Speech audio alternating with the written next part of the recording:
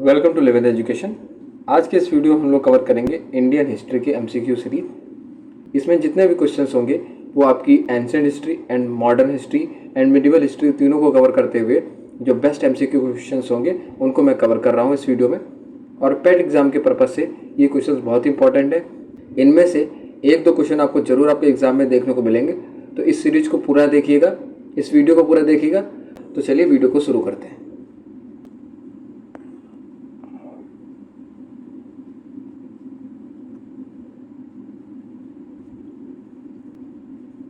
तो पहला क्वेश्चन है, which of the following is not considered as the age of ancient history. पहला option है पैलियोलिथिक एज, दूसरा है मीजोलिथिक एज, तीसरा है क्लासिक एज एंड चौथा है नियोलिथिक एज। तो यहाँ पे हमें क्लियरली पता चलता है कि पैलियोलिथिक, मीसोलिथिक और नियोलिथिक ये जो है एंशिएंट हिस्ट्री में एजेस हैं, लेकिन क्लासिक कोई एज नहीं है। तो यहाँ पे ऑप्शन सी सही होगा। ठीक है, आगे देखते हैं।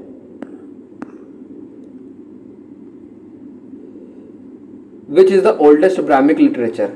ये क्वेश्चन बहुत ही इंपॉर्टेंट है। ओल्डेस्ट ब्राह्मिक लिटरेचर वेदा होगा, आप सभी को पता होगा। नहीं पता है तो इस चीज़ को याद रखिएगा, ये एग्जाम में कई बार पूछा जाता है। क्वेश्चन नंबर 3 है, hand axe and cleavers were characteristic tools of. किसके थे ये हैंड एक्स और क्लीवर्स जो होते हैं, ये कैरेक्टरिस्टिक टूल्स किस एज के थे? लोअर पैलियोलिथिक एज थे, मिडिल पैलियोलिथिक एज के थे, या अपर पैलियोलिथिक एज थे, या फिर आयरन एज के थे? तो इसका सही जवाब हो जाएगा लोअर पैलियोलिथिक एज। अगला क्वेश्चन है, Chirand in Bihar is a lower palaeolithic site, mesolithic site, middle palaeolithic site और या फिर नियोलिथिक साइट? तो इसका सही जवाब हो जाएगा नियोलिथिक साइट।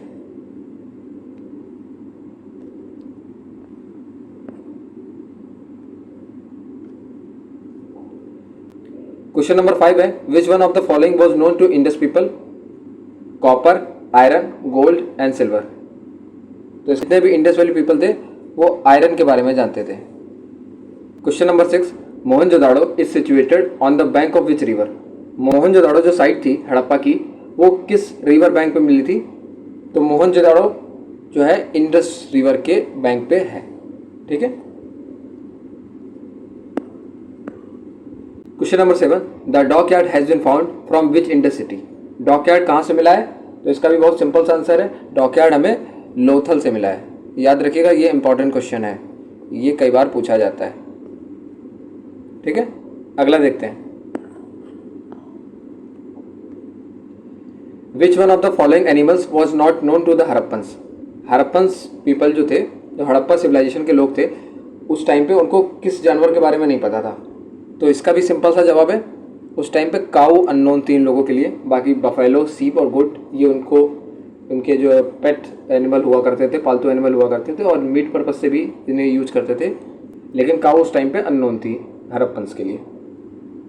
नेक्स्ट क्वेश्चन है, the striking feature of Indus Valley civilisation was. ये भी बहुत इंपॉर्टेंट क्वेश्चन है, ये कई बार पूछा जाता है। इंडस वैली सिविलाइजेशन का जो मेन खासियत है, किस वजह से इंडस वैली सिविलाइजेशन जानी जाती है? तो बहुत सिंपल सा आंसर है, अर्बन सिविलाइजेशन की वजह से जानी जाती है। इसका मतलब कि ये एक शहरी सभ्यता थी, जो आज के टाइम पे हम लोग देखते हैं कि जैसे मॉडर्न सिटीज़ होते हैं, उस टाइम पे भी वो उस दौरान एक अच्छा मॉडर्न सिटी कॉन्सेप्ट पे इंडस वैली सिविलाइजेशन बनी हुई थी, जहाँ पे स्ट्रीट्स जो है एक दूसरे को 90 डिग्री के एंगल पे कट करती थी। ये सारी फीचर्स थे इंडस वैली सिविलाइजेशन के। अगला क्वेश्चन देखते हैं, worship of mother goddess as associated with Aryan civilisation, Mediterranean civilisation, Indus Valley civilisation and later Vedic civilisation. तो इसका भी बहुत सिंपल सा जवाब है, इसका जवाब हो जाएगा इंडस वैली सिविलाइजेशन।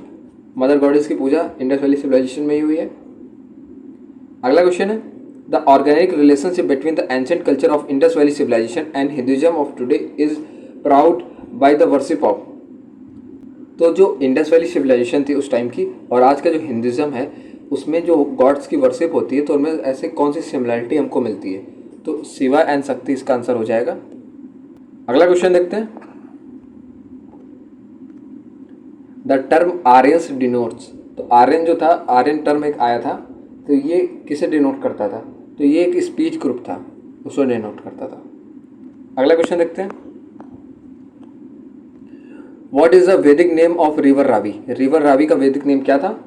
तो इसका ऑप्शन है पुरुषनी, चंद्रभागा, अर्जिकिया, सिंधु। तो इसका सही जवाब हो जाएगा पुरुषनी। नेक्स्ट क्वेश्चन है, which one of the following 4 Vedas contains an account of magical charms and spells. तो इस क्वेश्चन में पूछा गया है कि जो हमारे 4 वेदास हैं उनमें से किस वेद में मैजिकल चार्म्स एंड स्पेल्स के बारे में यानी कि जादुओं के बारे में बताया गया है। तो ये हमें अथर्ववेदा में मिलता है, याद रखिएगा। नेक्स्ट क्वेश्चन देखते हैं, the Rigvedic God Varun was, जो ऋग्वेदिक गॉड वरुण थे वो क्या थे। पहला ऑप्शन है harbinger of peace, second destroyer of force, third guardian of cosmic order और फोर्थ गॉड ऑफ प्रॉस्पेरिटी। तो ये क्वेश्चन भी बहुत इंपॉर्टेंट है, कई बार पूछा जाता है।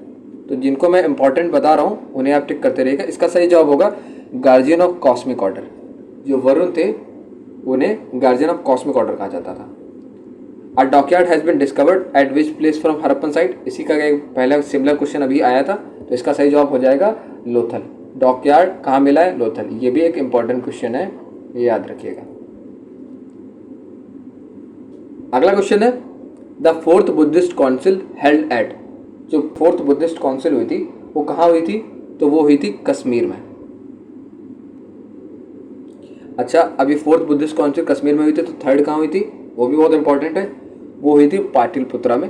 वो अभी आगे क्वेश्चन आएगा। देखिए आ गया question, the 3rd Buddhist council at Pataliputra was presided over by, जो 3rd काउंसिल हुई थी बुद्धिस्ट वो पाटलिपुत्रा में हुई थी, लेकिन उसको किसने प्रेसिडेट किया था। तो इसको अशोका ने प्रेसिडेट किया था। ठीक है, अगला क्वेश्चन है, who propounded the 8-fold path for the end of misery of Mankind. इसके ऑप्शंस हैं महावीरा, गौतम बुद्धा, आदि शंकराचार्य एंड 4th कबीर। तो इसका सही जवाब हो जाएगा गौतम बुद्धा। 8-fold जो सिद्धांत था वो किसने दिया था, गौतम बुद्धा ने। ये भी एक इम्पॉर्टेंट क्वेश्चन है। ठीक है, तो इस पार्ट का लास्ट क्वेश्चन है, Gautam Buddha delivered his first sermon. उन्होंने अपना पहला उपदेश कहाँ पे दिया था, गौतम बुद्धा ने अपना पहला उपदेश कहाँ दिया था। ये भी एक इम्पॉर्टेंट क्वेश्चन है, कई बार पूछा जाता है और कई एग्जाम्स में पूछा गया है, कॉम्पिटिटिव एग्जाम्स में। तो इसका सही जवाब हो जाएगा सारनाथ। ठीक है, इस वीडियो को देखने के लिए धन्यवाद। मिलते हैं नेक्स्ट वीडियो में, तब तक के लिए जय हिंद।